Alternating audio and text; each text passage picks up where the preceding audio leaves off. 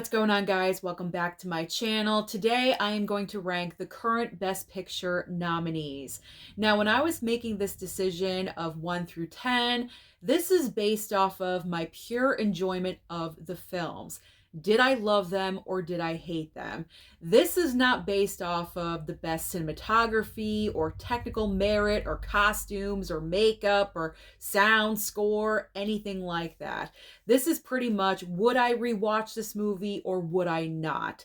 Now, of course, we are all going to have differences of opinion, and that is what is so fantastic about movies. We can always have a difference and talk about it. So if your list or your ranking is different from mine, and I'm sure it's going to be, then feel free to rank your list of the Best Picture nominees down below in the comments section.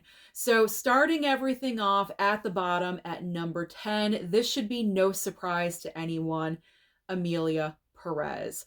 I did not care for this movie at all, and that was my opinion before the controversy occurred. That had nothing to do with my thoughts and opinions about this movie because I streamed it on Netflix months and months prior to all this information coming to light. So that did not affect anything. I just did not care for the film. I wanted to give it a chance because it's a musical. I really enjoy musicals, so I'm always looking for something new to watch. So because of that fact, I wanted to watch it, and then also because I knew it was going to be an award season contender, I did want to check it out. So I had an open mind. I had heard a few things about the movie. I streamed it, and when it was over, I wasn't really sure what I wasn't sure what I just watched and what I just experienced. But all I knew was that I just did not really care for it. It doesn't really have a great storyline in my opinion. It kind of made me think, why are we rooting for this person? Why are we celebrating this person at the very end of the film? It kind of just left me confused. The only shining light to me in the entire film is Zoe Saldana's performance. She has a couple of standout moments, and this is why she is winning Best Supporting Actress, and I can agree with that. I can go along with that just fine, but other than her performance, I can't say anything positive about Amelia Perez. So that is why it is at number 10 at the very bottom. Moving on to number 9, this movie really surprised me because I was hearing such positive reviews about Nickel Boys.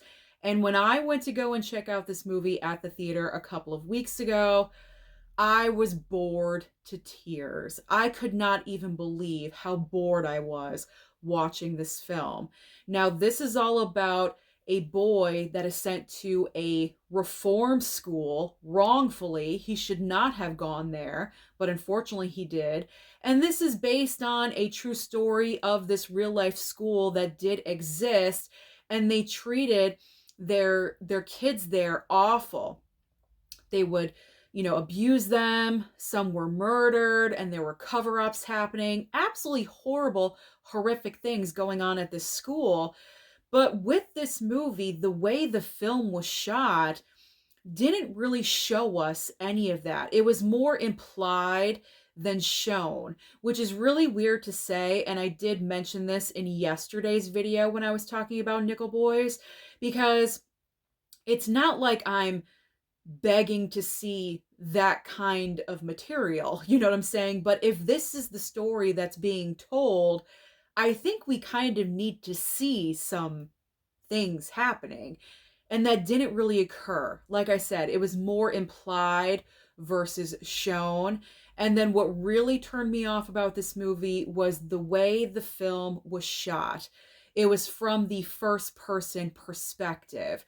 So the entire film, pretty much, you are looking through the eyes of the main character and not really as a traditional film. So that really got on my nerves. That is not a go-to style of film for me. Like, it was just annoying. It was really annoying slash boring. And I do have to say that these bottom two movies, Amelia Perez and also Nickel Boys, These were the only movies in this list where I pulled out my phone and I started scrolling for like a minute or two. And then I said to myself, what am I doing? I need to watch this. It was just it was extremely disappointing. Very, very disappointing. So I was not seeing what other people were seeing with Nickel Boys, apparently. Some people absolutely love this film. It's nominated for Best Picture for a reason, but personally for me, I don't see the reason why. So those are my bottom two. The very, very bottom, Amelia Perez and Nickel Boys. So in spot number 8, I got to look over because I have my list right here. Spot number 8, I put Dune Part 2. Now, some of you are probably shocked, like, no, Susan, why are you putting Dune so far to the bottom?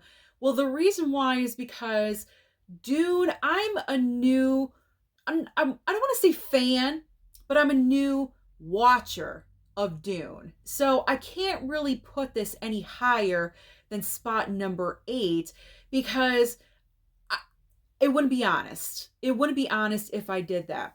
I enjoyed Dune Part 2. I think it is a very solid film, magnificent to look at. Denis Villeneuve, he knows what he's doing with these movies. They look fantastic.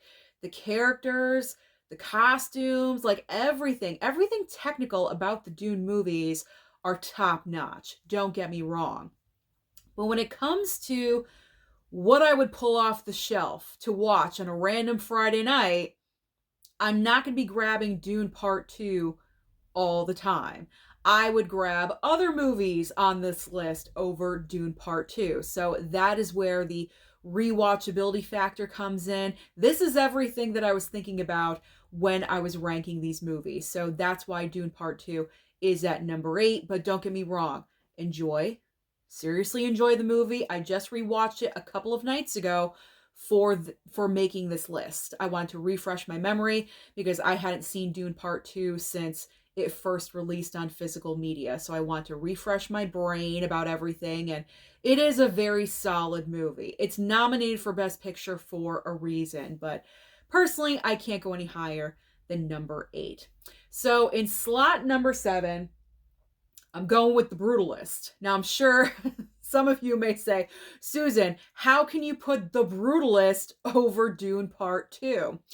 The reason why I put The Brutalist over Dune Part 2 is because of the performances. The solid, magnificent performances from Adrian Brody, Felicity Jones, and also Guy Pearce, even though I hate him in this movie, but you're meant to hate him. You're meant to hate him. I gotta give him credit where credit is due. All 3 of those performances elevate The Brutalist for me. But The Brutalist is lower on the list because this is not the most rewatchable film ever. This is a dark, depressing movie. You need to be in a certain mind frame or mindset to pull this film off the shelf and put it into your 4K player. I mean, and plus the runtime, over 3.5 hours. I mean, you really have to carve out your day to make time to watch The Brutalist. You have to know exactly what you're doing so that way you have the time to watch this film. So this is an extremely powerful film, very well done, well directed. Brady Corbet absolutely deserves to be acknowledged for this film. It is important, but just the subject matter, is extremely depressing. So that's why it's kind of like middle of the road on the low end at number 7. All right, at number 6. I have to look over every time. At number 6, Anora. That is right. I placed Anora at number 6. And don't get me wrong, Anora is a great movie, but my main reason, and I've talked about this in previous videos, yes, Anora is a great film. Directing, the film itself, Mikey Madison in the lead, great, great, great. It checks all the boxes.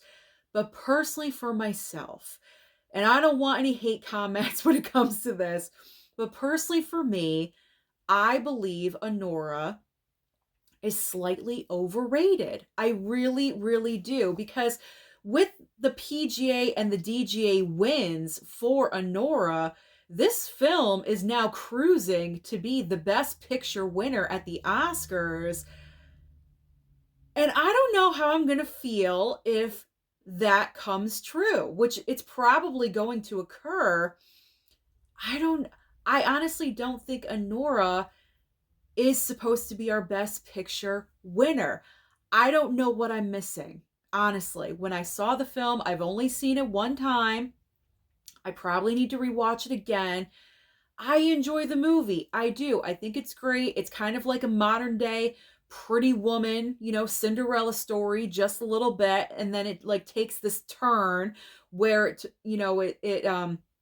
takes a right, and it goes from like this highly hypersexual film to kind of a comedy just a little bit because of the character dynamics in the second half of the movie, which I like that change. I do. I thought it was good to like change it up a little bit, because if the whole film was overly sexual like that, it would have been a little bit too much. But I don't know. I don't know what I'm missing about Anora, but it's good. It's a good movie, in my opinion. So that's why it's at number 6. It's middle of the road. But do I think this should be the Best Picture winner? No, I really, really don't think so. And when you compare it to the other movies and Mikey Madison's performance to the other actresses in the category, taking Carla Sofia Gascon out of there because she's not winning. She's definitely not winning now. I cannot say that Mikey Madison's performance is better than Demi Moore's, or certainly Fernanda Torres's, after seeing I'm Still Here. So, I mean, it's good all around. It's solid all around, but slightly overrated, in my opinion. So now we are at number 5, middle of the pack. I put Conclave. Conclave is at number 5, and this was in my top 5. Wait, no, it was in my 3. I believe it was at number 3 of my favorite films from last year. And the reason for that is because this film took me by surprise. I am not overly religious, and that is what this movie is all about. We are dealing with the death of the Pope, and all of the cardinals have to get together and elect a new Pope, hence the conclave. That's what the movie is titled for. And so I had no knowledge of this process at all. It was very, I was going to say intellectual. It was very informative. There we go. It was very informative of this process of what they have to go through to elect the next pope. And the performances are all amazing. I mean, you have an amazing cast in this film. Ralph Fiennes, John Lithgow, Stanley Tucci. I think Stanley Tucci's performance really stood out of all the supporting cast members. I'm not really sure why Stanley Tucci is not being acknowledged in any way for award season. If Isabella Rossellini is getting acknowledged, I don't understand why Stanley Tucci is not, because Isabella Rossellini's in the movie for like 20 minutes total. Maybe. That's it. Stanley Tucci, I thought, was just a real standout. So that's just surprising. But overall, the movie surprised me with how much I was like engrossed with the film. So definitely one of my favorites from last year. Didn't quite make the top 3 of this list, but it made the top 5 by how much I enjoyed it. So coming in at number 4 is I'm Still Here, starring Fernanda Torres. This movie I just went and saw at my local movie theater. It was going to be there for about 5 days, so I wanted to make sure that I caught it so I could make this video, because I did want to see all 10. And man, I was blown away by this movie. It's a true story. I had no knowledge of that. But Fernanda Torres, hello. I mean, her performance in this film is absolutely incredible. This is like the role of a lifetime, really. She is just so phenomenal in this movie, because she just gives the range of emotions without even saying a word. and what her character has to go through in this movie, her husband taking away, not sure if she's ever going to see him again, trying to remain normal because she has 5 children. They don't know what's going on either. So the entire story is just so unbelievable. And then to know on top of it that it really happened to this family is absolutely incredible. I'm Still Here is a phenomenal film. I did put it at number 4 only because I know it won't be the most rewatchable movie for me. It is a little bit long. It goes, I think, 2 hours and 15 or 2 hours and 20 minutes. That's like the norm nowadays. Let's be honest. It does run a little bit long, but because of the type of movie it is, it's not the happiest film. It's a very, very serious subject. I know I won't be rewatching it all the time, so that's why it's at number 4. If I felt if I felt it was a more rewatchable film, it would have been in the top 3, absolutely without a doubt, based on Fernanda Torres's performance alone, because she is phenomenal. But top 4 is not bad. I gotta give it top 4. It is incredible. Now we are going into the top 3, and once I reveal the top 3, I mean, you guys know, you guys know what 3 are left, but just the ranking of all 3 of them. But once you see my top 3, you know why these are my top 3, because these are the movies that I just gravitate towards the most with my personality.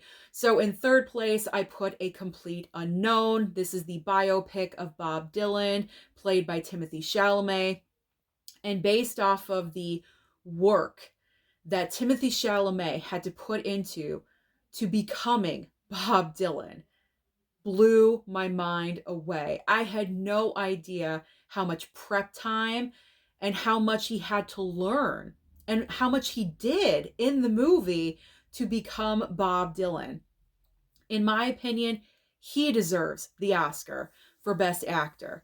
You know, no shade to Adrian Brody, because he is the front runner and he is fantastic in The Brutalist. But Timothée Chalamet put 5 years of prep time into this role as Bob Dylan. It is absolutely incredible. Also, the film as a whole, fantastic film. I love biopics. You guys know this. Biopics and true stories, I just absolutely love them. In particular, musical biopics. I've always loved them so much.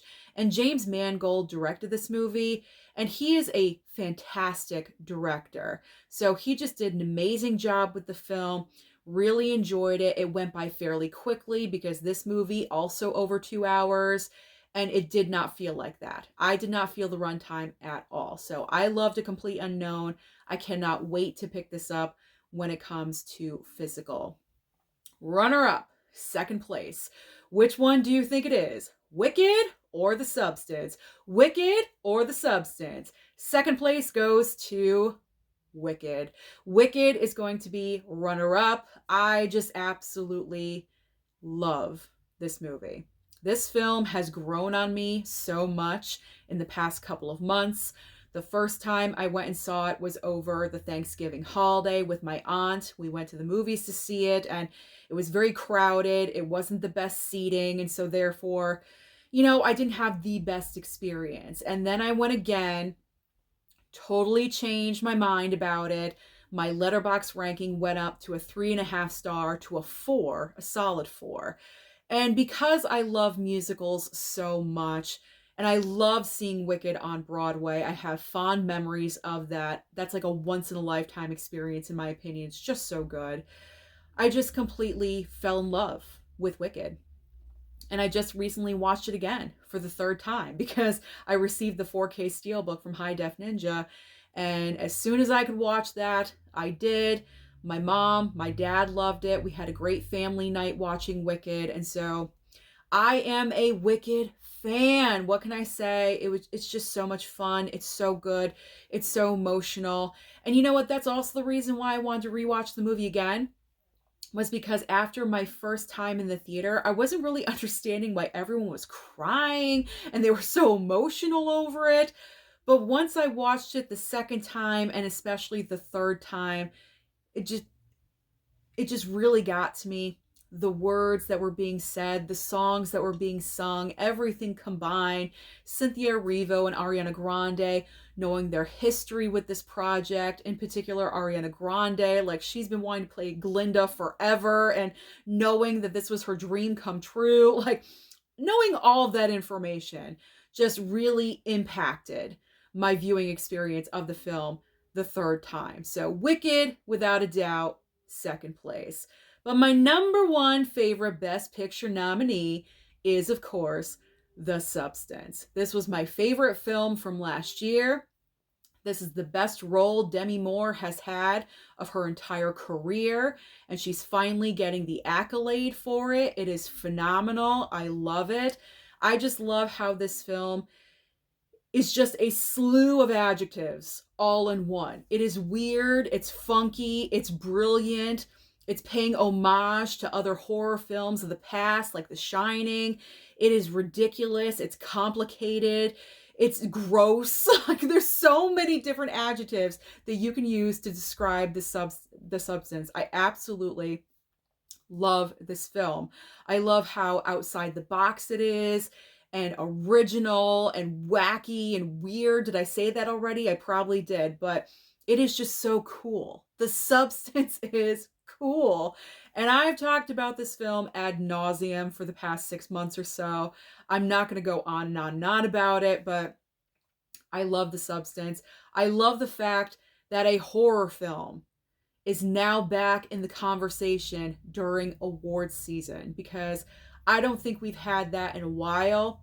I mean, we had Get Out, we had Silence of the Lambs, but when's the last time we had a major horror film really in competition at the Oscars? Was it Get Out? I think it was. That's too long. That is too long, because horror needs to be recognized more often.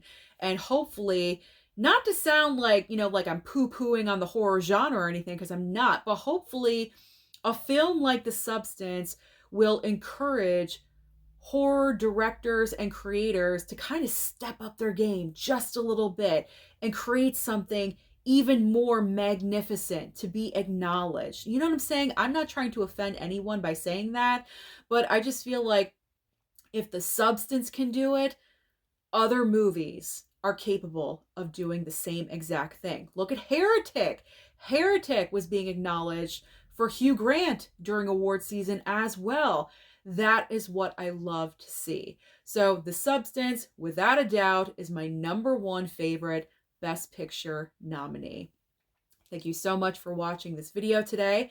As I mentioned, if you want to share your Best Picture nominee ranking down below in the comments, please feel free to do so. Don't forget to like and subscribe before you leave, and I'll see you next time.